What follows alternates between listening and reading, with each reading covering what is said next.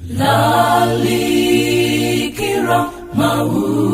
nkhani ya chipulumutso cha munthu si nkhani yoyenera kuyitenga moyesa. Ichitu n'chifukwa chake mpingo wa Kaphiri SDA ku Lilongwe ukuyitana nonse ku msonkhano wa chisisimuso wa masabata atatu kuyambira pa 10 Septemba mpaka pa 30 Septemba 2023 omwe udzikachitikira pa Chaza Msozi Ground madzulo aliwonse kuyambira 5 o'clock. Mutu wa msonkhano umenewu chipulumutso simasewera a Filipi 2:12 ndipo mlaliki mu msonkhano umenewu ndi Evangelist Resa Mponda. Kudzikakhalanso nyimbo za uthenga wabwino, maphunziro a zathanzi ndi zina zambiri. Anthu ozungulira Chaza Msozi Ground ndi inu ena nonse tidzikakumana kumeneku pamene tikusendeza chifupi ndi chipulumutso chathu. Wa Mulungu.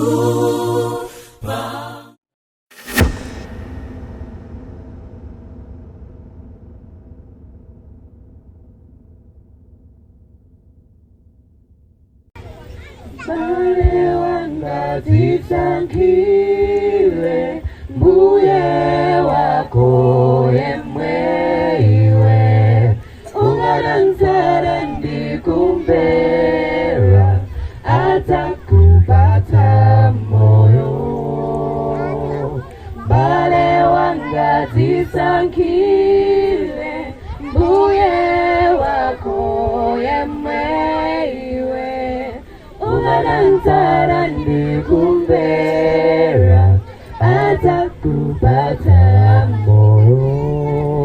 Inu Yesu, Yesu mbuye wangayo, Yesu, Yesu mbuye wangayo, ungadanzara ndikumbera atakupata moyo. Yesu mbuye wangayo, Yesu, Yesu mbuye wangayo, ungadanzara ndikumbera atakupata moyo. Yesu mpulumutsi mbuye wako yemwe ungadanzara ndikumbera atakupata moyo. Yesu mpulumutsi mbuye wako yemwe ungadanzara ndikumbera atakupata moyo. Inu Yesu, Yesu mbuye wangayo, Yesu, Yesu mbuye wangayo, ungadanzara ndikumbera atakupata moyo. Inu Yesu, Yesu mbuye wangayo, Yesu, Yesu mbuye wangayo, ungadanzara ndikumbera atakupata moyo. Inu Yesu, Yesu mbuye wangayo, Yesu, Yesu mbuye wangayo, ungadanzara ndikumbera atakupata moyo. Ndikulandileni lelo tsiku la namba chani baja? Tsiku la namba 10 la msonkhano wathu inde pano pa Chaza Ground. Mutu umene tikuchita nawo wa msonkhano wathu ndi chipulumutso simasewera, chipulumutso simasewera. Ndikulandileni anyamata ndi atsikana, amayi ndi abambo amene mwapatuliranso nthawi yanu makamaka kubwera inde nthawi yabwino. Lero ndithokoze ndithu kuti madongosolano achitika mwachangu. Tayambirako nthawi yabwino mwina kuposa masiku onse. Mawa tidzachite kuposa pamenepa chifukwa pa nthawi ndi 14:06. Mawa titadzayamba 6 koloko enieni zikhozo zakhala bwino kwambiri. Dzulo tinali nalo phunziro limene timanena kuti kodi mudzayimba nawo nyimbo ya Mose? Kodi mudzayimba nawo nyimbo ya Mose? timawerenga pa chivumbulutso chapter 15 pamene tinaona Yohane akuonetsedwa anthu oyera mtima, anthu olungama amene pa tsiku lotsiriza anayima pa nyanja ya mandala, ndipo anali nawo azeze amene iwo amayimba kutamanda Mulungu wakumwamba, kukweza Mulungu wakumwamba, kukondwera kuti apulumuka, kuyamika Yehova. Ndipo mawu akunena anayimba nyimbo ya Mose, inde anayimba nyimbo ya mwana wankhosa. Ndeti mapeza kuti pakati pa atumiki a Mulungu, pakati pa anthu a Mulungu panali anthu osiyana-siyana. Analipo Adamu munthu woyambayo, komanso Mulungu anayenda ndi Enoki, komanso ndi Noa, komanso ndi Abrahamu. Ndi chifukwa chachani Baibulo owomboledwa mu tsiku lotsiriza akuyimba nyimbo ya Mose mtumiki wa Mulungu? Ndeti napeza chifukwa chimene amayimbira nyimbo ya Mose ndi chifukwa choti chilamulo chinabwera ndi Mose, chinaperekedwa ndi Mose, ndipo chisomo ndi choonadi chinabwera ndi Ambuye wathu Yesu Khristu. Munjira ina Baibulo likufotokoza kuti anthu oyera, anthu olungama mu tsiku lotsiriza adzayimba nyimbo inde ya chilamulo komanso nyimbo ya chisomo. Ndipo tinapeza kuti amene sasunga chilamulo, sasamala chilamulo cha Yehova, sadzakwanitsa kuimba nawo nyimbo ya Mose, chifukwa ndi yawo okhawo amene mpaka lero akanakhulupirira ndi kuzindikira kuti chilamulo cha Yehova chinakalipo. Ndipo tinampeza Yesu akukamba za tsiku lotsiriza pa Mateyu chapter 7 verse 21 mpaka 22, hakuti ambiri tsiku limenelo adzati, Ambuye kuteka bwanji kutisiya ife tinachita zozizwa ndi zodabwitsa, tinanenera mu dzina lanu, koma bwanji mukutisiya? Koma Yesu adzakana, chokani, sindinakudziwani, inu akuchita kusayeruzika. Ndipo mawu awa kuti kusayeruzika ndi khalidwe la lawlessness kapena losasamala chilamulo cha Mulungu wakumwamba. Kotero ndizofunika tikasungebe, tikatsatebe, tikachitebe chifuniro cha Mulungu, inde makamakaso kusunga chilamulo cha Mulungu. Tinaona mavesi angapo amene amamveka ngati chilamulo chinatha, koma tinapeza kuti kumangokhala kusamvetsa chabe chilamulo cha Yehova chinakalipo. Mu tsiku la lero la msonkhano wathu la namba 10 tigawana pamutu onena kuti mana ochoka kumwamba, mana ochoka kumwamba. Koma nayi wala moni wathu chete ndeta tiye tichite tuone ngati mukumbukira chipulumutso, chipulumutso. Anavuta chipulumutso simasewera kachiwiri. Chipulumutso chimafuna kama, kenako chipulumutso chimafuna kupirira, kenako chipulumutso chimafuna kuganiza, kenako ame eti chipulumutso, chipulumutso, chipulumutso, chipulumutso, chipulumutso. Kani yake ndimene yokuti tikamakamba nkhani ya chipulumutso si nkhani ya masewera iyayi, ndi nkhani ya mtengo wapatali. Chipulumutso chimafuna khama, inde khama la kupemphera, la kupembedza, la kuwerenga mawu osalema iyayi. Ndipo chipulumutso chimafika nyengo, chimayitanitsa zinthu zimene inu ndine kuzipereka ndi zowawa. Chipulumutso imafika nyengo, timafunika tisinthe, tipite pa zinthu zina, inde titakuona malamulo alipo ena amene muja tikati tatsatire akufunika kupirira, ndiye chipulumutso chimenecho. Ndipo chipulumutso chimafunika amene akupanga za chipulumutsoyo adziganiza bwino, asayitenge ngati nkhani ya masewera. Ndiye lero tigawana zamana ochoka kumwamba, titseke m'maso tipemphere. Oyera ndi olemekezeka ndi wamkulu ndinu Yehova amene muli kumwamba, zikomo chifukwa cha usiku winanso opambana umene mwatipatsa kuti tikhale pamodzi ndi kugawana mawu anu. Inde paphunziro ili la mana ochoka kumwamba, khala nafeni ndi kutitsogolera, ndi kuti zisamveke kuti akuyankhula monga munthu, koma timve inu Yehova mwa mzimu wanu mukuyankhula nafe. Dzina la mphamvu la Khristu Yesu tapemphera, Amen. Mana ochoka kumwamba, mana ochoka kumwamba.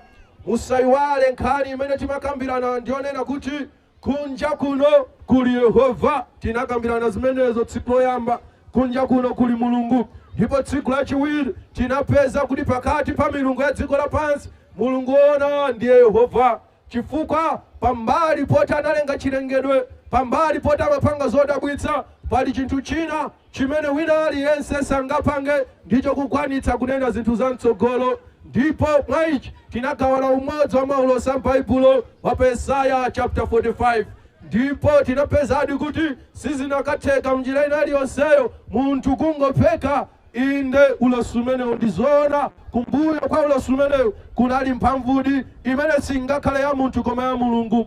Ndipo mu tsiku lachitatu tinali nalo loto la Nebukadineza, pamene tinapeza kuti tsiku likudza limene Yehova aononga mafumu ndi maulamuliro a dziko lapansi, ndipo iye Yehova mwini adzalamulira. Koma ndi plani yake ndi cholinga chake inu ndine tikhale tilowe mu ufumu umenewu. Kotero tikuyitanidwa nthawi zonse kuti inu ndine tilowe mu ufumu umenewu. Ngati dziko lapansi lili ndi nthawi lero, ngati inu ndine tili ndi nthawi, ngati Yehova amatisungabe ndi moyo, si cholinga chinayi ndichonena kuti tisanagone tisanafe tilowe mu ufumu wake. Ndipo tinali nayo nthawi imene tinagawana pamuti onena kuti chili kuti chovala chaukwati, pamene tinapeza kuti ufumu wa Mulungu uli chikhalire pali zinthu zimene inu ndine tikuyenera kuti tichite ngati tikufuna kulowa mu ufumu umenewu. Kotero tinapeza kuti zinthu zimene tikuyenera kuti tichite ndi zinthu zitatu zimene zili ngodya zitatu za ufumu wa Mulungu. Ndipo zinthu zimenezi zinali mkachisi wa kalero ku chipinda chopatulikitsitsa, inde mkati mwa likasa la Yehova. Ndipo mkati mwa likasa limene Yehova Mulungu akumwamba, chifaniziro cha mpando wake wachifumu chinali pamwamba pa likasa. Ndipo mkati mwa likasa munali zinthu zitatu, munali malamulo 10, munali mana, munali ndodo ya Aaroni imene inaphuka modabwitsa. Kotero inu ndine amene tikufuna kulowa ndi kukhala mu ufumu wa Mulungu akumwamba, tikuyenera kukhala nazo ngodya zitatu zimenezi za ufumu wa Mulungu akumwamba. Ndipo tinali nayo nthawi yabwino yakuphunzira, ine ndikuphunzitsana malamulo 10 a Mulungu. Ndipo tinapeza pambali pa malamulo 10 paliso buku la chilamulo limene inu ndine tikuyenera kuwerenga ndi kutsata zimene zili mmenemo. Ndipo dzulo tinapeza kuti si zonse monga mongolembero za m'buku la chilamulo tikuyenera kutsata. Zina ndi za ana Israeli, zina ndi za zinsembe, zina ndi za kapembedzedwe kakaleko, zina kwaniritsidwa koma zina zinakalipobe. Kotero gwero loyamba ili zathu oyamba wokhuza chilamulo taumaliza dzulo. Ngati muli ndi funso muli olandiridwa. Lero tipita ku chinthu chachiwiri chimene chili mana amene anali mkati inde mkati mwa likasa. Ndiye lero tikugawana inde chinthu chachiwiri chimenechi chimene chili chimodzi mwa zinthu za ngodya zitatu za ufumu wa Mulungu wakumwamba. Ndiye mutu wathu wa lero ndi mana ochoka kumwamba. Kuwerenga pa Yohane chapter 6 verse 30 mpaka 33, nthawi imene Yesu Kristu anali kuyankhula ndi Ayuda inde zokhudza iye mwini. Ndipo ananena motere, chifukwa chake anati kwa iye Ayudawo, ndipo muchita chizindikiro chanji kuti tione ndi kukhulupirira inu? Muchita chiyani? Ayuda anali kumfunsa, Aisraeli anali kumfunsa kuti inu ngati muli opambana ndi wapaderadera mungapange chani chodabwitsa kuti ife tidziwe kuti inuyo Yesu sinu munthu wambayi? Muchita chiyani?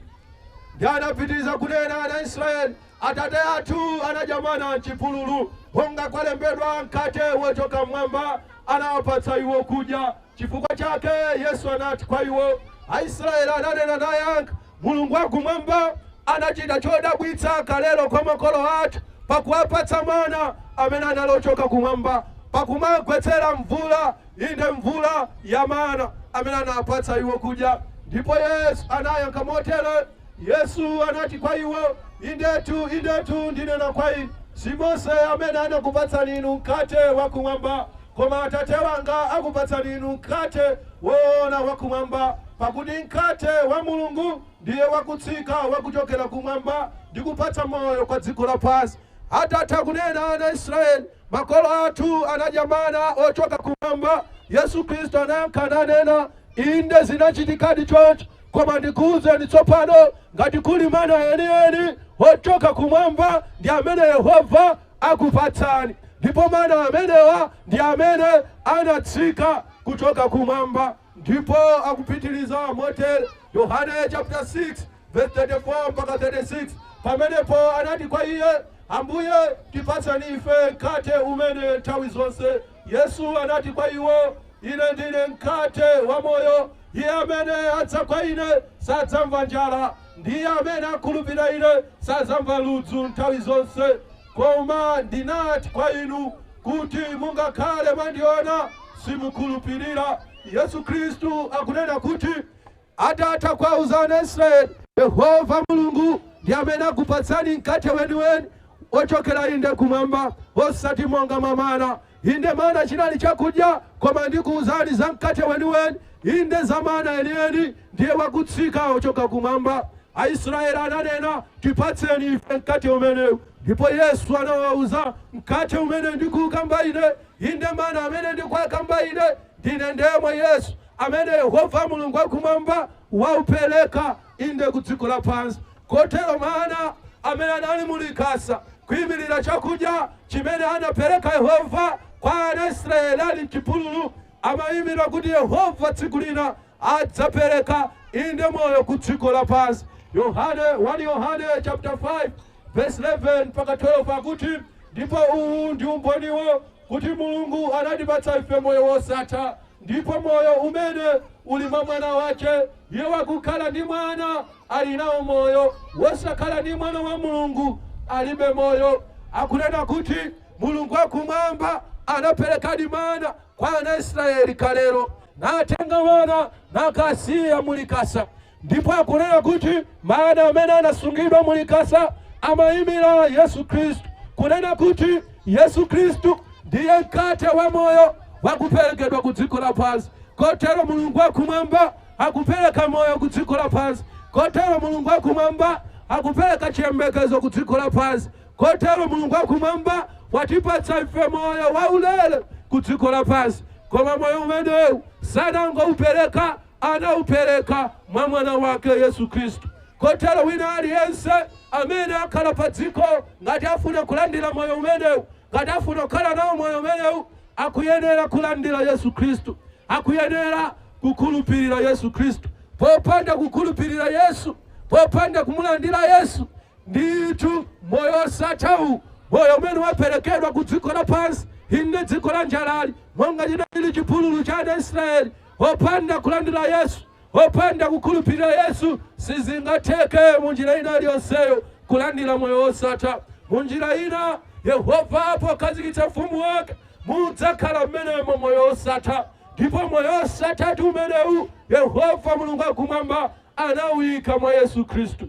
Kotero madzulo uno ndi khumbo la Mulungu wakumwamba litatha kupeza ndi kuona akazikitsa ufumu wake, napereka moyo ulere okhala mmenemu, olowa mmenemu akuyenera kulandira Yesu Kristu, akuyenera kukhulupirira Yesu Kristu.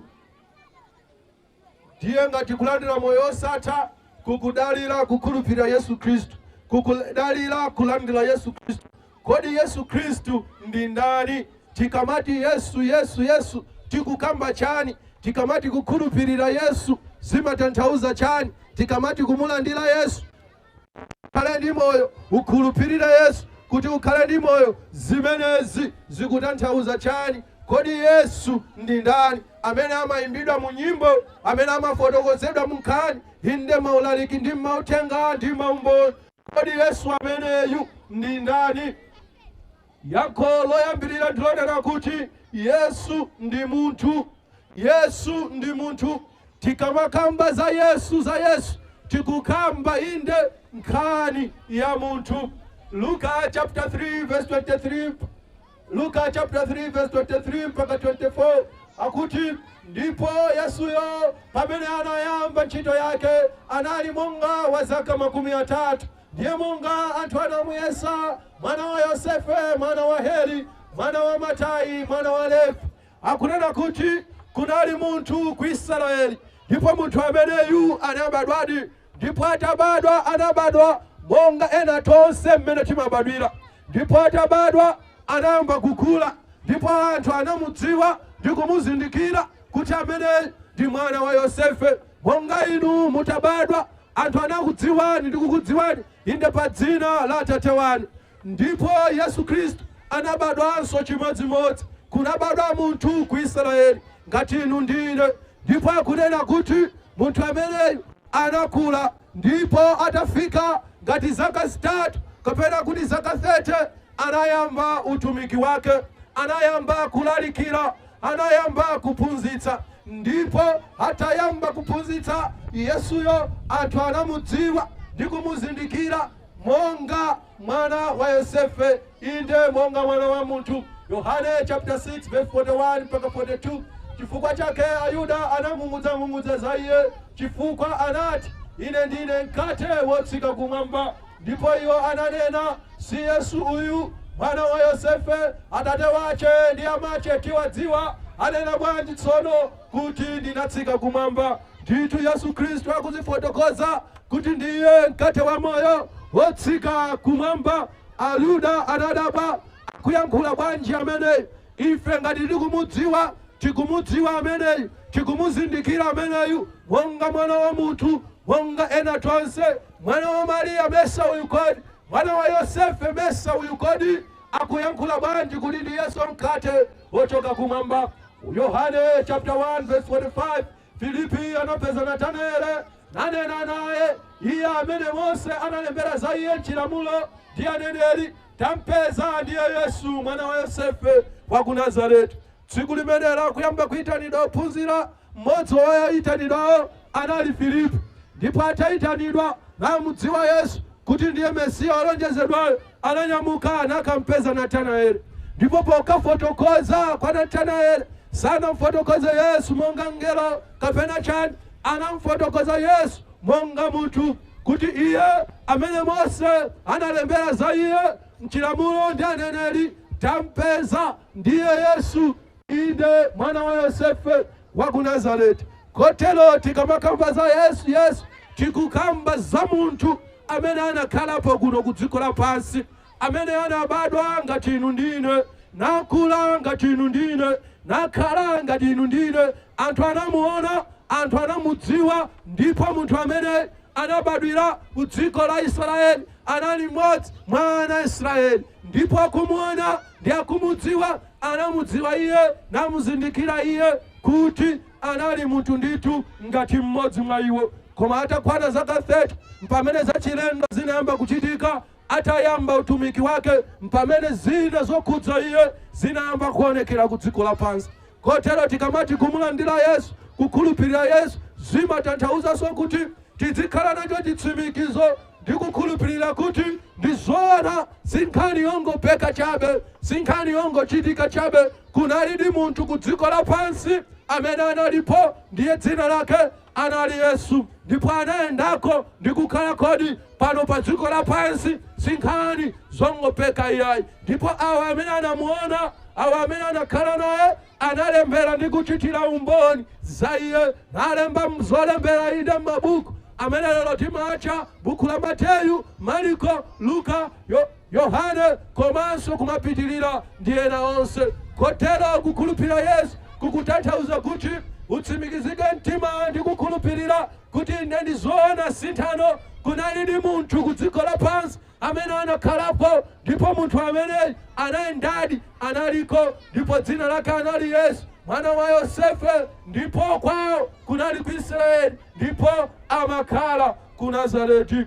Yankho loyamba limenelo, Yesu ni munthu, analipo ndi munthu otchedwa Yesu ku dziko lapansi. Yankho lachiwiri ndilonena kuti Yesu amene tamupeza kuti ndi munthu, ndipo analipo ku dziko lapansi, pambali pokhala munthu, si munthu wamba iyayi. Chinthu china chikupezeka kuti Yesu ndi mwana wa mulungu. Yesu ndi mwana wa mulungu. Matthew chapter 3 verse 16 mpaka 17 akuti ndipo Yesu pamene anabatizidwa pomwepo anatuluka m'madzi, ndipo onani miyamba inatsegukira iye, ndipo anapenya mzimu wa mulungu wakutsika ngati nkhunda nudzanutera pa iye, ndipo onani mawu akuchokera ku miyamba akuti uyu ndiye mwana wanga wokondedwa, mwa iyeyu ndikondwera. Akunena kuti Yesu akuyamba utumiki wake inali nyongoni nthawi anapita ku mtsinje kumene Yohane Mbatizi amalalikira ndi kubatiza, ndipo anapita naye kuti akabatizidwe, osati ngati ochimwa afuna kutembenuka koma kukwaniritsa inde chifuniro chonse ndi mawu onse a Mulungu.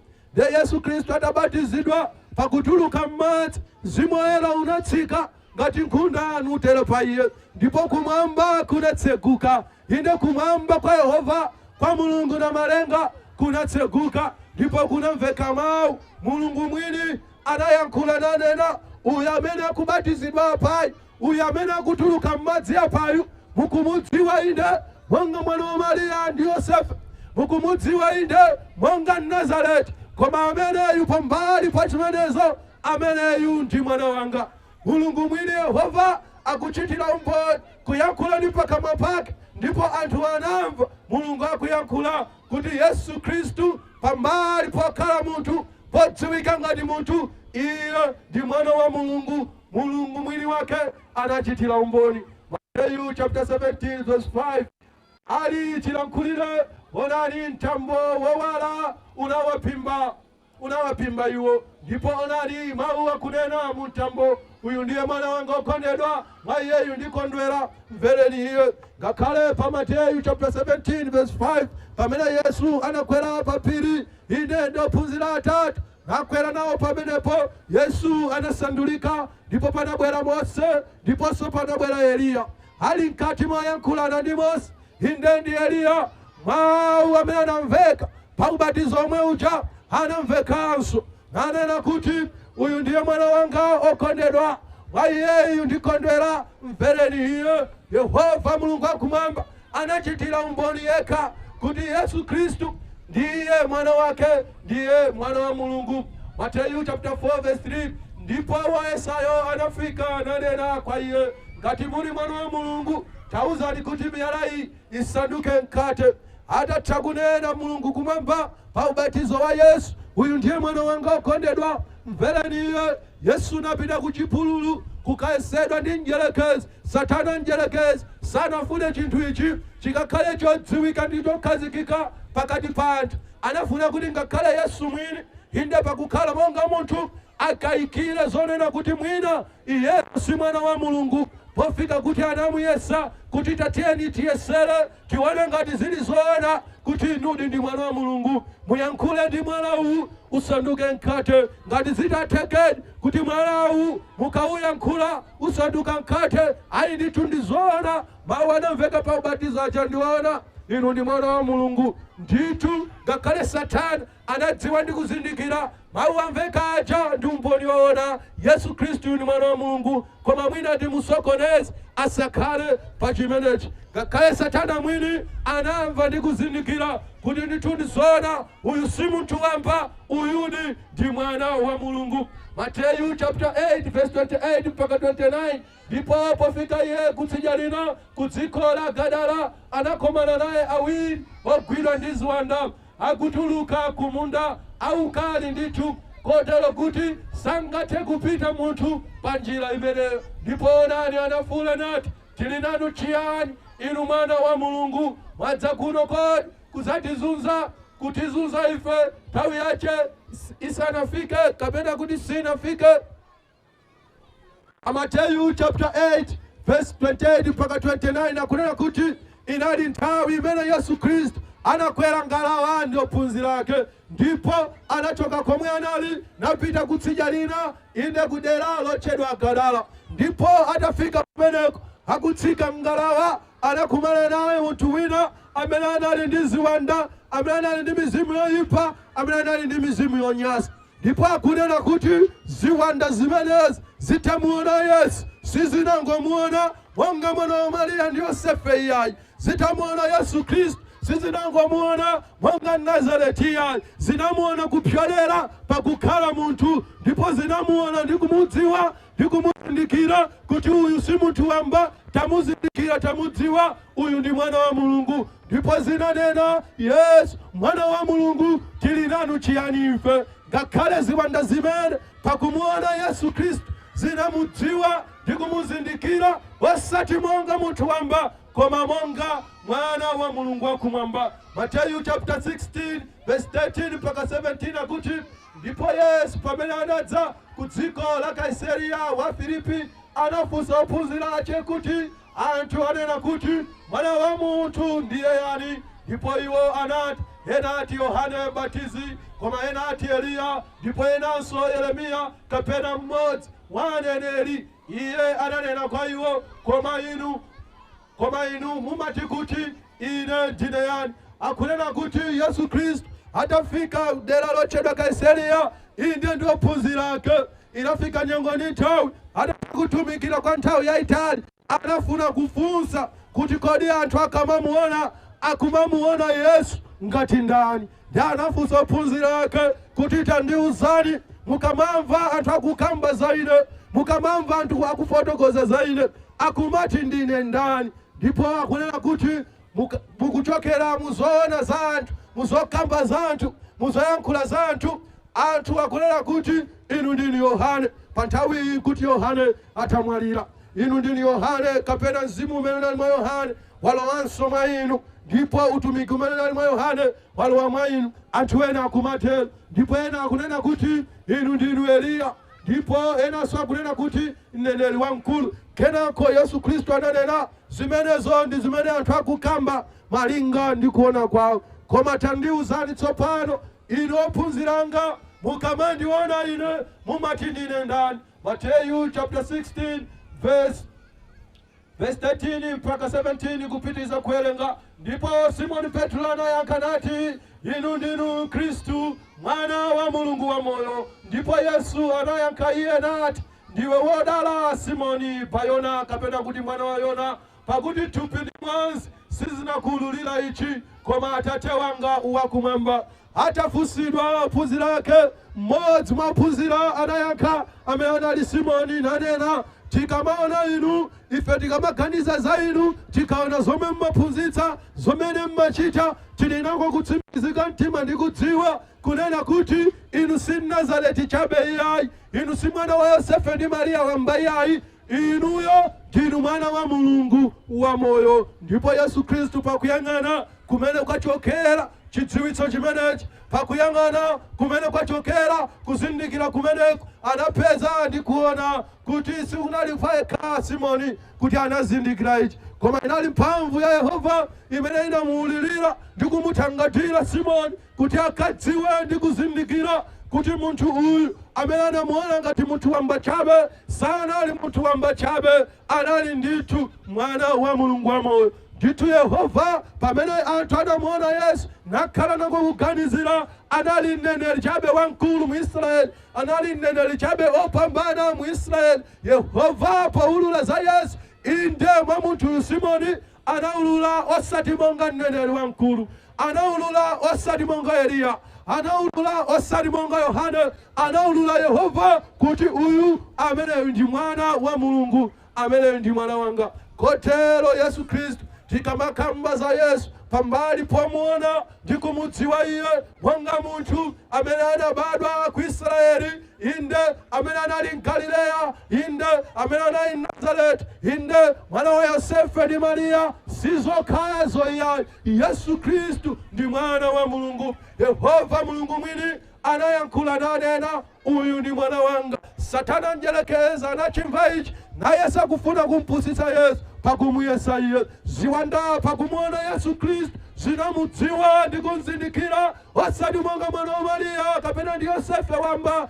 koma monga mwana wa Mulungu. Ndipo Yehova Mulungu akakhudza munthu ndi kufuna kuulula za Yesu, saulula monga mneneri, saulula monga munthu wamba, amaulula kuti Yesu Kristu ndiye mwana wa Mulungu. Kotero tikamakamba za Yesu, sitikungokamba za munthu wamba, sitikungokamba za munthu chabe, tikukamba za munthu inde, koma munthu amene alinso mwana wa mulungu. Ndipo Yesu amene tikamati monga mwana wa mulungu sikuti tikutanthauza pakubadwa kwake pa dziko lapansi kuti atabadwa pa dziko lapansi chifukwa choti anabadwa modabwitsa mopanda kupezekapo mwamuna ndipo ni mwana wa mulungu. Ayi, zikutanthauzanso kuti Yesu Khristu analipo kale asanabwere pa dziko lapansi. Yesuyu amene tampeza kuti ni mwana wa Mariya ndi Yosefe, amene tampeza si mwana wa Mariya ndi Yosefe wamba koma ni mwana wa mulungu. Umwana wa mulungu wake sukuyambira pakubadwa ku dziko lapansi. Ayi, Yesu Khristu analipo kale asanabadwe kuno ku dziko lapansi. Ndipo mukukhala kwake konse iye anakhala monga mwana wa mulungu. Ndipo anachita kuchoka pakukhala mwana wa mulungu ndi kubwera kuno ku dziko lapansi nakhala pakati pathu monga munthu. Yohane chapter 17 verse 24 akuti Atate amene mwandipatsa ine, inali nthawi imene Yesu Khristu ankapemphera. Nkati mapemphero ananena chotere. Yohane chapter 17 verse 24, Atate amene mwandipatsa ine, ndifuna kuti kumene ndili ine iwonso akhale pamodzi ndi ine, kuti ayang'anire ulemerero wanga umene mwandipatsa ine, pakuti munandikonda lisanakhazikitsidwe dziko lapansi. Yesu Khristu akunena kuti dziko lapansi lisanalengedwe, dziko lapansi lisanakhazikike, inde pasanamveke fungo la dziko lapansi, pasanaoneke chizindikiro china chilichonse choti ndikukhalako dziko lapansi, ndikukhalako inu ndine, ndikukhalako mitsinje, inde nyanja ni mapiri, dziko lapansi lisanakhale, Yesu Khristu analipo, ndipo iye anali ndi Atate monga mwana wa mulungu. Yohane chapter 8 verse 58 akunena kuti Yesu anati kwa iwo, indetu ndinena kwa inu, asanayambe kukhala Abrahamu ndipo ine ndilipo. Yesu Khristu anachitira umboni inde kuwauza Ayuda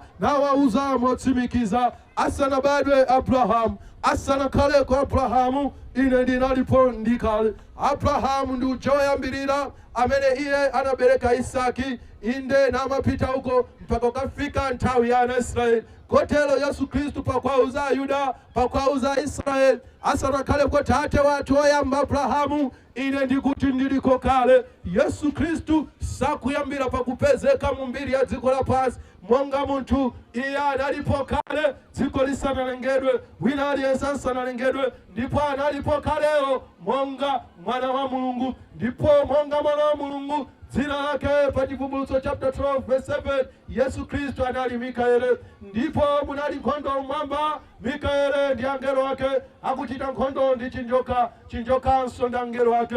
Satana ataukira mulungu. Chivumbulutso chapter 12 verse 7, munali nkhondo mmwamba, ndipo nkhondo imene yankamenyana angelo wa mulungu inde ndi angelo a Satana njerekezi. Ndipo pofotokoza Yohane pa nkhondo imene yakunena kuti zinali chonchi mmwambamo, kuti Mikaeli ndi angelo wake, akutanthauza kuti kutenga angelo onse akumwamba ali ndi mwini, ndipo mwini wa angelo onse akumwamba ndi Mikaeli. Sangakhalenso wina amene angakhale mwini wa angelo onse akumwamba indoposa mwana wa mulungu amene ali Yesu Khristu. Daniel chapter 12 verse 1, ndipo nthawi yomwe adzauka Mikaeli, kalonga wamkulu wakuyimirira ana anthu a mtundu wako.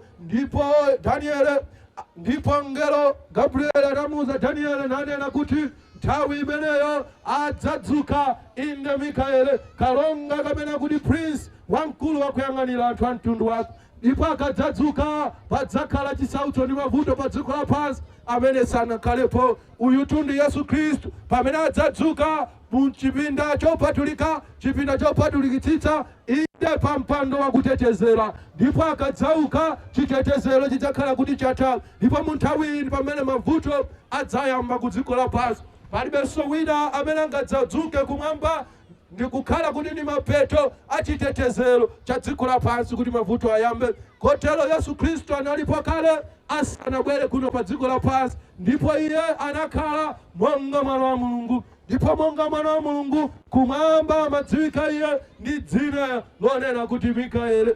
Ndipo tikabwera ku pangano chakale, Yesu Khristu amatchulidwa kuti Lord kapena kuti Mbuye. Kotero nthawi zambiri zimene tikuwerenga mawu onena kuti Ambuye kapena kuti Yehova, chifukwa Baibulo la Chizungu limanena kuti Lord nthawi zambiri. Baibulo la Chichewa mawu awoti Lord anamasulira kuti Yehova, komanso azinakatheka kumasulira kuti Ambuye, monga mene mawu oti Lord akutanthauzira. Kotero Yesu Kristu analipo kale inde kumwamba monga mwana wa Mulungu, analinalo dzina Mikaeli. Ndipo pano pa dziko lapansi amatchuka ndi kutchulidwa Ambuye kapena kuti Lord. Chifukwa chake tsiku lija Yesu Kristu ananena pa Luka chapter 6 verse 5, ine ndine Mbuye wa Sabata. Munjira ina amati mukamawerenga malamulo 10 pali lamulo limene limati uzikumbukira Sabata ndilo la Ambuye Yehova Mulungu wako.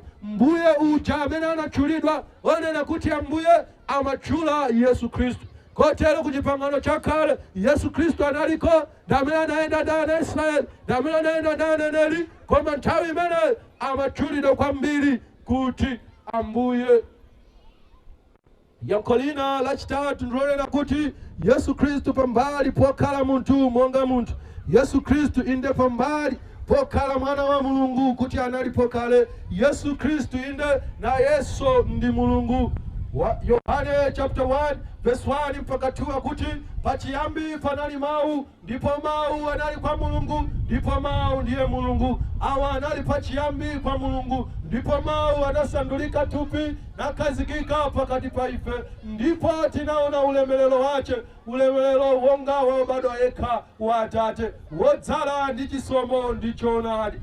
Yohane chapter 1 verse 1 mpaka 2, komanso kulumpa kuwerenga verse 14 akunena kuti pachiyambi panali mawu, ndipo mawu anali kwa Mulungu, ndipo mawuwa ndiye Mulungu. Verse 14, ndipo mawu anasandulika nakhala pakati pathu. Akunena kuti tikamawerenga buku la Genesis chapter 1 verse 1 limene akuti pachiyambi Mulungu analenga kumwamba ndi dziko lapansi. Pachiyambi pamene paja mene dziko linkalengedwa panali Yehova Mulungu, ndipo panalinso mawu amene ali Yesu Kristu. Kotero Yesu Kristu analipo, ndipo pofotokoza za mawu amene wa Yohane akunena kuti ndipo mawuwa kapena kuti uyu amene akutchedwa mawuyu na Yesu anali Mulungu. Munjira ina ali nawo Mulungu wonse wodzaza monga mmenenso alili Mulungu Atate, ndipo ndi ameneyu amene anasandulizika kuchoka kumawu, kuchoka kukukhala monga mmene Mulungu analili nasandulizika nakhala munthu amene timudziwa tsopano monga mwana wa Mariya ndi Yosefe. Kotero Yesu Kristu analipo kale asanabwere ku dziko lapansi, ndipo anakhala nthawi zonse nyengo zonse monga mwana wa Mulungu, ndipo mukukhala mwake, muchikhalidwe chake kapena kuti nature yake, chilengedwe chake anali ofanana monganso Mulungu mmene alili. Akolose chapter 1 verse 19, pakuti kunamkomera Atate kuti mwa iye kapena kuti mwa Yesuyo chidzalo chonse cha Mulungu chikhalire. Chinamkomera Mulungu Atate kuti monga mmene iye Atate alili, mwananso akakhale chimodzimodzi. Filipi chapter 2 verse 5 mpaka 6, mukhale nawo mtima mkati mwanu umene unalinso mwa Yesu Kristu, ameneyo pokhala nawo maonekedwe a Mulungu sanachiyesa cholanda kukhala wofana ndi Mulungu. Akunena kuti mukhale nawo mtima mkati mwanu, mukhale nawo khalidwe mkati mwanu monga ngati limene linali mwa Yesu Kristu. Pokhala nawo maonekedwe a Mulungu, pokhala ofanana ndi Mulungu, kuti mmene analili Mulungu ndi chimodzimodzinso mmene analili Yesu Kristu. Koma Yesu Kristu sanachiyese cholanda, analolera, anavomera kudzichepetsa, ine natenga chikhalidwe ndi maonekedwe a munthu kudzakhala pakati pathu. Kotero Yesu Kristu analipo kale, ndipo mukukhala mwake monga mwakale anali monga ngati Mulungu amene. Kotero Yesu Kristu ni Mulungu, ali nawo umulungu wonse monga umene uli mwa Mulungu mmodzaza. Yohane chapter 10 verse 30, ine ndi Atate ndife amodzi. Yesu Kristu akunena kuti iye monga mmene alili Atate ndi chimodzimodzinso iye Yesu Kristu. Yohane 14 verse 10, Yohane 14 verse 7 mpaka 10, mukadazindikira ine mukanadziwa Atate wanganso, mukanandidziwa ine munakandizindikira ine mukanadziwa Atate wanganso. kuyambira tsopano muzindikira iye, koma zili bwino chifukwa kuyambira pano mwamudziwa ndi kuzindikira Atate, ndipo mwamuona iye, ndipo mwamuona Atate ameneyi wakumwamba. Ndipo Filipi atamva mawu awo ananena motere. Filipi ananena ndiye, Ambuye tionetsereni ife Atate ndipo chitikwanira. Yesu ananena naye, kodi ndili ndinu nthawi yayikulu yotere ndipo simunandizindikira Filipo? Iye amene wandiona ine waona Atate. Unena iwe bwanji mutionetse Atate? Sukhulupirira kodi kuti ndili ine mwa Atate ndi Atate ali mwa ine? Yesu Kristu anawuza ophunzira ake nanena, ine ndi Atate ndife amodzi. Ine ndi Atate timachita zathu limodzi. Ine ndi Atate ulemerero ndofanana. Ine ndi Atate mphamvu ndi zimodzi. Kotero amene wandiona ine monga Yesu Kristu mwana wa Mariya ndi Yosefu ndi chimodzimodzinso waona Mulungu Atate. Iwe Filipi unena bwanji mutionetsere Atate? Ine ndi Atate ndife amodzi. Kotero ndithu Yesu Kristu pambali pokhala munthu, pambali pokhala mwana wa Mulungu, iyeyo Yesu Kristu ndithu ali nawo Mulungu wonse odzaza. Kotero pakukhala naye Yesu Kristu tili naye mwa iye Mulungu Atate. Ndefunso ndikumafunsa kunena kuti ndiye ngati Yesu Kristu ali Mulungu komanso Atate ali Mulungu komanso timamva Mzimu Woyera ndi Mulungu, ndiye kunja kuno kuli milungu ingati? Ngakhale izi zimamveka ngati zitatu, koma ayi Mulungu ndi mmodzi. Mwachitsanzo ndipereke chitsanzo cha munthu uyu. Inde Chikondi amene anali nayo ID yake ya Chimalawi, ndipo ID yoyamba imene anali nayo iye inasowekera ku nyumba kwawo, napita nakapangitsa ina, ndipo inayo tichule kuti ndi B, ndipo imene yonso inasokonekera napita nakapangitsa ina. Atakapangitsa ina yachitatu, tsiku lina anapeza ma ID onse aja ali pamodzi, ndipo atapeza ma ID onse ali pamodzi, m'manja mwake powagwira anagwira ma ID okwana atatu. Ngati tiyelekeze mmene akuonekera, ndiye tsopano tiyelekeze atatenga ID yoyamba A, ID yachiwiri B, komanso ID yachitatu C, ndikuwaphatikiza ma ID amenewa, tinganene kuti ali ndi ma ID yangati? Ali ndi ma ID yangati? ID A, ID B, ID C, koma ID china chilichonse ndiyofanana, china chilichonse ndi iyinso ndiyofanana ndi. Konera kuti ukatenga iyi mchimodzimodzi olona katenga iyi, olona katenga iyi. Ukapita ku banki ndi ukapanga zina zilizonse zofunika ID chimodzimodzi onsewo. Ndiye kwatenga onsewa awa kwaphatikiza ndi ma ID angati? Imodzi eti? Osati atatu? Imodzi eti? Apa mwina muchisanzo chimenechi mutakumvetsa mosavuta kuti tikamati Mulungu mmodzi mwa atatu zimakhala ngati chonchi, kuti Yesu Kristuyo ndi ofanana chimodzimodzi ndi Atate mulamuliro mumphamvu ndi zina zonse. Ndipo makamaka asanabwere kuno ku dziko lapansi ndiye anali ofanana chimodzimodzi, koma Yesu Kristu analolera kusiya umulungu umenewu ndi mphamvu zimenezi ndi kuvala chilengedwe cha umunthu ndi kubwera pano pa dziko lapansi. Kotero kumbali ya chilengedwe chake cha Yesu chinasintha, anavala chilengedwe cha umunthu, koma mphamvu komanso ulamuliro sunasinthe chifukwa sutengera chilengedwe. Kotero Yesu Kristu ni Mulungu, inde Mzimunso ndi Mulungu, inde Atate ni Mulungu, koma sikuti kuli milungu itatu, ayi ndi Mulungu mmodzi. Yesu Kristu mwachangu kwambiri chinthu china cha nkhani ya Yesu Kristu lina malenga. Mmene dziko lapansi linkalengedwa ankalenga nawo, mmene zinthu zinkapangidwa ankapanga nawo. Monga taonera pa Yohane chapter 1 verse 1 mpaka 3 pamene akuti pachiyambi panali mawu ndipo mawu anali kwa Mulungu. Pachiyambi pamene Mulungu ankalenga chilengedwe ndithu Mulungu Atate komanso Mzimu Woyera komanso Mwana anali pomwepo. Ndipo tikapita na kuerenga Genesis 1 verse 1 mawu akuti pachiyambi Mulungu, monga nanena kale sakunena kuti milungu. Mulungu adalenga kumwamba ndi dziko lapansi, ndipo itafika nyengo ndi nthawi yoti alenge munthu. Mawu akuchitira umboni kuti Genesis 1 verse 26 mpaka 27 akuti ndipo anati Mulungu tipange muntu chifanizo chatu monga mwachikhalidwe chatu. Alamulire pa dziko lonse lapansi. Mulungu ndipo adalenga muntu chifanizo chake. Chifanizo cha Mulungu adalenga iye, adalenga iwo mwamuna ndi mkazi. Mukawerenga mumva kuchuluka, mumvanso kuchepa. Pamene akuchula Mulungu mmodzi. Koma akunena kuti ndipo anati Mulungu tipange muntu, kutanthauza kuti Yehova polenga zinthu sanali yekha, anali ndi wina amene chikhalidwe chake, amene mmene analili ndiofanananso ndiye. Anakakhala anali osiyana muchikhalidwe chawo, sanakati mu chifanizo chathu. Anakanena mwina chifanizo cha ine kapena cha iwe. Koma Yesu Kristu inde ndi Atate ine ndi Mzimu pokhala ofanana, chifukwa chake anati tipange muntu mchifanizo chathu. Ndipo pakulenga muntu, pakulengedwa muntu, inde onse atatu analipo, ndipo onse analenga muntu, ndipo muntu analengedwa ndi Mulungu. Ndipo ikamapita title ya chilengedwe ngakhale Yesu amene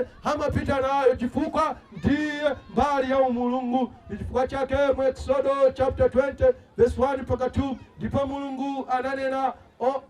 Mulungu ananena mawu onse amene wanati ine ndine Yehova Mulungu wako. Ngakhale pakupereka malamulo 10 tikawerenga mmwamba, Mulungu wakumwamba ananena ine ndine Yehova Mulungu wako, napereka malamulo onse 10 aja amene tinaona. Koma mukapita pa Exodus chapter 20 verse 22 Yehova kuti ndipo Yehova anati kwa Mose uzitelo ndi ana Israeli kuti mwapenya nokha kuti ndalankhula nanu kuchokera kumwamba. Munjira ina chinachitika pa phiri la Sinai chinali chonena kuti Yehova Mulungu wakumwamba Atate anali pa mpando wake wa chifumu, ndipo mwana wake Yesu Kristu amene ali ofanana ndiye mu zonse anali pa phiri, inde pa phiri la Sinai. Yehova anayankhula, inde mwana wake Yesu Kristu analemba pa miyala paja ndi chala chake. Pakuchitika chonse ichi amene anachita ndi Yehova. Yehova ine ndi mwana wake, ine ndi Mzimu, onse ndi amodzi, ndipo amachita zinthu zonse limodzi, ndipo akazichita amakhala kuti wachita. Inde ndi Yehova, ndi Mulungu wakumwamba. Kotero Yesu Kristu nditu ndina malenga. Kotero tikamanena za nkhani ya mana ochoka kumwamba amene Yehova Mulungu anapereka ku dziko lapansi, malingana ndi Yohane chapter 3 verse 16, pakuti Mulungu anakonda dziko lapansi kotero kuti anapatsa mwana wake wobadwa yekha, kuti yense wakukhulupirira iye asatayike koma akhale nawo moyo osatha. Tikamati kukhulupirira Yesu kumeneko kuti munthu usatayike ukhale nawo moyo osatha, zikutanthauza kuti kukhulupirira chimene mawu a Mulungu akukamba chokhudza Yesu Kristu. Kukhulupirira china chilichonse chimene mawu akukamba chokhudza Yesu Kristu. Uku ndiko kukhulupirira Yesu. Ndipo zikutanthauza kuti tikhulupirire ife kuti ndizoona kunabweradi munthu ku dziko lapansi, kunabadwa munthu ku dziko lapansi amene anabadwa ku Israeli, ndipo munthu amene anabadwadi mwa anthu ngati inu ndine, inde anabadwa mwa Mariya, ndipo munthu amene anthu anamudziwa monga mwana wa Mariya ndi Yosefe. Tikhulupirire chinthu chimenechi. Komanso tikhulupirire ndi kuzindikira ndi kutsimikizika mtima kuti koma munthu amene ali chidziwikire monga munthu si munthu wamba, sakuyambira pano pa dziko lapansi. Inu ndine timayambira pano pa dziko lapansi. Mmene tabadwa ndi pamene tayambira, pamene timayambira. Koma Yesu Kristu ayi chiyambi chake sikubadwa kuno ku dziko lapansi, analipo kale ndi kale lomwe, inde ngakhale dziko lisanalengedwe. Ndipo mukukhala kwake anakhala monga mwana wa Mulungu, ndipo mukukhala monga mwana wa Mulungu anali monga mmene Atate Mulungu alili. Ndipo mmene chilengedwe chinkalengedwa ankalenga nawo limodzi, iye ndi Atate, ine ndi Mzimu Woyera. Ndipo tikhulupirire kuti ndi munthu amene ali mwana wa Mulungu, ndi munthu amene ali na malenga, inde amene anasanduzika nakhala munthu, nakhala pakati pathu. Kotero kulandira mkate wa moyo ochoka kumwamba ndi kukhulupirira nkhani ya Yesu. Timayiona ngati yopeka, timayiona ngati yopepuka, koma ena pakukhala ku dziko lapansi amayiona kuti ndiyosagwira, ndiyosamveka. Ena pakukhala ku dziko lapansi amaziona kuti ndizosapereka ganizo.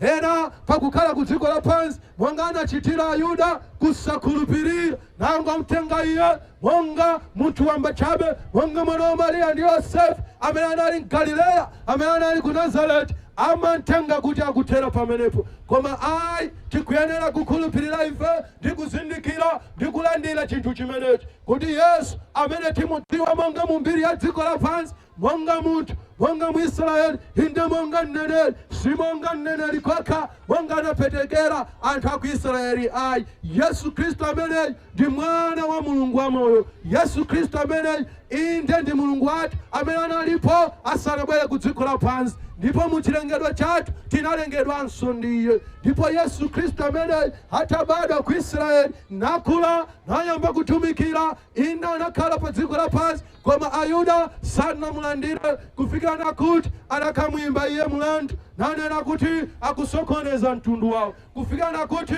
milandu inafika kwa Pilato kuti akamweluza iye. Inde ndicho linga chonena kuti Yesu Khristu akaphedwe.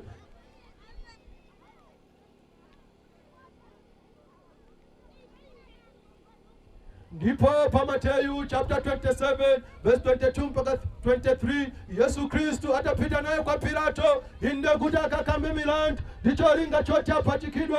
Mateyu chapter 27 verse 22 mpaka 23 akuti Yesu atafika naye kwa Pilato, akuti Pilato ananena kwa iwo, nanga ndidzachita chiyani ndi Yesu? Adachakufunsa Pilato, wala kwa chani Yesu Khristu pamene mukubwera naye kuno. Ndipo Pilato anaunguza sanapeza chifukwa china chilichonse chimene iye analakwa. Ndipo anayesera kuti mwina ndiatengere chigawenga inde Baraba, ndipo ndiyafunse kuti mwina akhale nako kusankha kwabwino kuti mwina Yesu ndikupulumuka. Ndipo Pilato ananena kwa iwo, nanga ndichite naye chiyani ndi Yesu wotchedwa Khristu? Onse anati apachikidwe pa mtanda. Ndipo iye anati, chifukwa ninji anachita choyipa chotani? Koma iwo anafuwulitsa kopambana apachikidwe pa mtanda. Hakunena kuti Yesu amene adatakukula inde nabadwa, adatakukula inde nayamba utumiki wake, inde namachitira umboni, ine ndine Mesiya olonjezedwayo,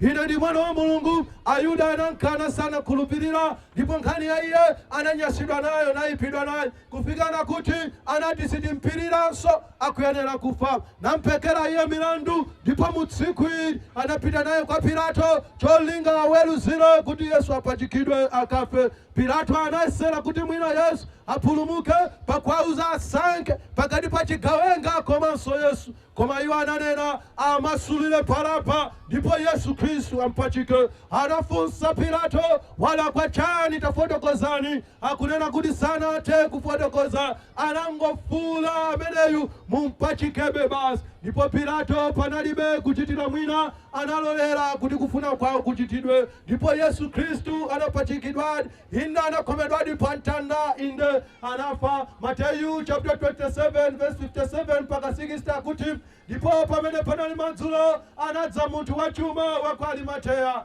dzina lake Yosefe, amene analinso wophunzira wa Yesu. Yemweyo anapita kwa Pilato napempha mtembo wa Yesu. Pomwepo Pilato analamulira kuti uperekedwe. Ndipo Yosefe anatenga mtembo na ukulunga nsalu ya bafuta yoyeretsa, na uyika m'manda ake atsopano osemedwa mwala. Akunena kuti Yesu Khristu anapachikidwa ndipo anafa. Ndipo atafa panali mkulu wina okhulupirira inde Yosefe wa kwa Arimateya. Ndipo iye anapempha mtembo wa Yesu. Ndipo Pilato analoleza, ndipo anatsitsidwa Yesu pa mtanda inde mu tsiku limene Friday limenelo. Ndipo Yesu anakayikidwa m'manda, amene anasemedwa mwala, amene anali atsopano, amene anali osagwiritsidwa ntchito konse. Ndipo Yesu Khristu atafa nayikidwa m'manda inde Sunday tsiku loyamba la pa Mulungu. Mateyu chapter 28 verse 5 mpaka 6 akuti koma mngelo anayankha anati kwa kaziwo, iyi ndi nthawi mmene ophunzira Yesu achikazi achina Mariya amene anafuna kupita kumanda kwa Yesu ndi kukadzoza mafuta. Koma pakufika iwo anapeza kuti pamanda pa Yesu ndipotseguka, ndipo mkatimo Yesu mulibemo anali atauka. Ndipo anapeza mngelo amene anauza iwo, koma mngelo anayankha anati kwa akaziwo, musaope inu, pakuti ndidziwa inu muli kufuna Yesu amene anapachikidwa. Iye muno mulibe iyayi, pitani. iye muno mulibe iyayi pakuti anauka mwanga ananenera tsiku lachitatu inde Sunday mamawa adatakuyikidwa Monday Friday yes Sunday mamawa kumanda ayes kunali zivomerezi inde kumanda ayesu kunali ulemerero ngero wa Yehova anatsika inde nachotsa chimwala chimene anatsekeratu ndipo Yesu Kristu anauka mera nkabwera ophunzira kuti adzaone ine ndikudzodza mtembo wake mafuta anapeza kuti Yesu Kristu anali achauka. Filipi chapter 2 verse 8 mpaka 11 akunena kuti ndipo popezedwa maonekedwe ngati munthu anadzichepetsa yekha nakhala omvera kufikira imfa ndiyo imfa ya pamtanda. Mwayichinso Mulungu anamkwezetsa iye nampasa dzina limene liposa mayina onse kuti m'dzina la Yesu bondo lililonse lipinde la zamwamba ndi zapadziko ndi zapansi pa dziko ndi malilime onse avomereze kuti Yesu Kristu ali Ambuye kuchitira ulemu Mulungu Atate. Akunena kwa Filipi kunena kuti Yesu Kristu pakukhala nawo maonekedwe au Mulungu analolera kudzichepetsa natenga chikhalidwe cha umunthu ndipo ndi muchikhalidwe cha umunthu chimene anadzichepetsa Yesu Kristu ndipo anamwalira ndipo atafa Yesu Kristu anauka ndipo atauka Yehova Mulungu akumwamba anamkweza Yesu ndipo Yesu Kristu amene timutchula lero ndikumchitira umboni amene ali mkate wa moyo wakuperekedwa ku dziko lapansi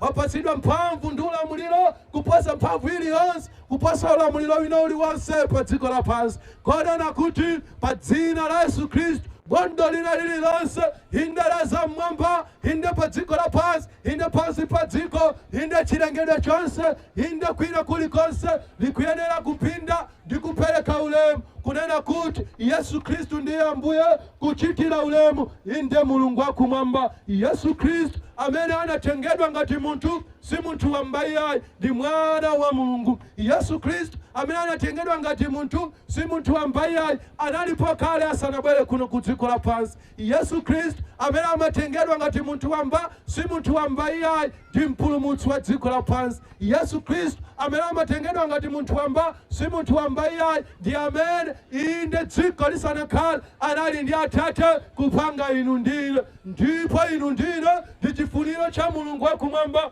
tikakhulupirire munthu amene kuti sanali munthu wambayayi potero kulandira Yesu Kristu kotero kulandira mana ochoka kumwamba ndi kukhulupirira nkhani ya Yesu. Yohane chapter 6 verse 32 mpaka 33 chifukwa chake Yesu anati kwa iwo indetu ndinena kwa inu si Mose amene anakupatsani inu mkate wa kumwamba koma Atate wanga akupatsani inu mkate woona wa kumwamba pakuti mkate wa Mulungu ndiye wakutsika kuchokera kumwamba ndi kupatsa moyo ku dziko lapansi. Palibenso wina wakupereka moyo ku dziko lapansi, palibenso mkate wina wopambana inde mkate wa moyo umene Yehova Mulungu akupereka ku anthu a mu ufumu wake kuposa Yesu Kristu. Kotero inu ndine tikuyenera ndipo kukhulupirira Yesu Kristu amene ali mana amoyo inde ochoka kumwamba. Sana ali munthu wambayayi, sana ali munthu chabeyayi, inde ongobadwa monga mwana wa Maria ndi Yosefe ayi. Inde anali mwana wa Mulungu ndipo ni mwana wa Mulungu. Inde alinawo Mulungu ndipo iye ni Mulungu. Koma anasankha kudzichepetsa kubwera kuno ku dziko lapansi natenga maonekedwe a umunthu ndipo anafa anauka ndipo anakwera kumwamba. Ndipo tsiku lina Yesu Kristu amene adzabweranso ndipo Yesu amene ali pamwamba pa maukulu wonse owoneka ndi osaoneka ndipo mu dzina la Yesu bondo lina lililonse likuyenera kugwada ndi kulambira ndi kulemekeza kulandira Yesu Kristu kukhulupirira Yesu Kristu inde kulandira mana wachoka kumwamba zikutanthauza kukhulupirira inde zonse zolembedwa mawu a Mulungu zokhudza Yesu inde kukhulupirira inde maumboni wonse amene anthu amene anamuona Yesu amene anthu amene anamumva Yesu amene anthu amene anakhala naye Yesu anamuona iye ndi kumudziwa ndipo sanamudziwe Yesu monga munthu wamba. usiku uno ndi khumbo la Yehova mulungu wakumwamba adatha kutumiza mwana wake ku dziko lapansi inde akapereke moyo ku dziko lapansi adatha kutumiza mwana wake ku dziko lapansi inde mkate wa moyo ndipo mulibenso njira ina palibenso njira ina palibenso dzina lina imene mulungu wakumwamba akuperekera moyo ku dziko lapansi kotero popanda kukhulupirira Yesu popanda kuyilandira nkhani ya Yesu popanda kuvomereza Yesu malingana ndi mawu a Yehova kulibe kupeza chipulumutso kulibe kupeza moyo osatha kulibe kulandira moyo osatha ndikutheka mwina atakhala mmoyo osasamala za nkhani ya Yesu ndikutheka mwina tinamva inde koma tinali nako kukayika mkati mwathu ndikutheka inde takhala moyo omamuona Yesu monga munthu wamba chabe koma Yehova musiku uno akunena kuti iye sanali munthu wamba chabe ndiye amene anamtuma kubwera kuno ku dziko lapansi ndipo monga otumidwayo Yehova akunena bondo lina lililonse ligwade inde wina aliyense mu mtima mwake moyo mwake avomereze ndi kudziwa kunena kuti Yesu sanali munthu wamba chabe Yesu sanali monga muyuda chabe sanali monga mneneri wamkulu chabe ayi tikakhulupirire kudziwa ndi kuzindikira iye ndi mwana wa mulungu iye ndi mpulumutsi olonjezedwayo iye ndi mesiya olonjezedwayo ndipo tikatero tidzapeza moyo umene Yehova akupereka ku dziko lapansi osati kudzera mu dzina lina osati kudzera mwa munthu wina koma kudzera mwa Yesu Khristu yekha basi Yesu Khristu ndi mana a moyo ochokera kumwamba amene Yehova mulungu akuwapereka ku dziko lapansi ndipo timalandira moyo umene uli mwa Yesu Khristu kukhulupirira maumboni wonse ndi zonse muchilamulo ndi aneneri inde mmaumboni Mateyu Mariko Luka Yohane